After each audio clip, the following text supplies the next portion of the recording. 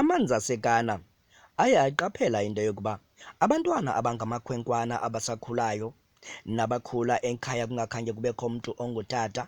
kungakhange kubekho mntu ongubhuti, kungekho kwanesihlobo esiyindoda ekhaya,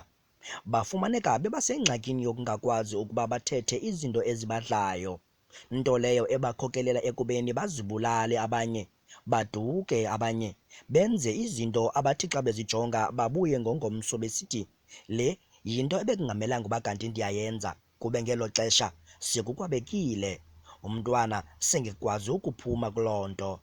Ngoko ke abona amanzi aseGhana ukuba mawabahlanganise abantwana abangabafana khona ukuze bazokuba nazo iincoko apho bezawukwazi ukuba bafumane amanzi aseGhana ekwazi ukusondela kubo bazokuphalaza khona izinto ezibadlayo.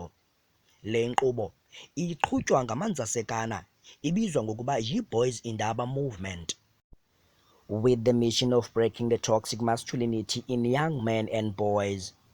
enforcing gender equality, guidance, kindness, fantastic education, and bring out healthy masculinity in them. Ngoko ke mawethu siyanibongoza singamanzi aseGhana ukuthi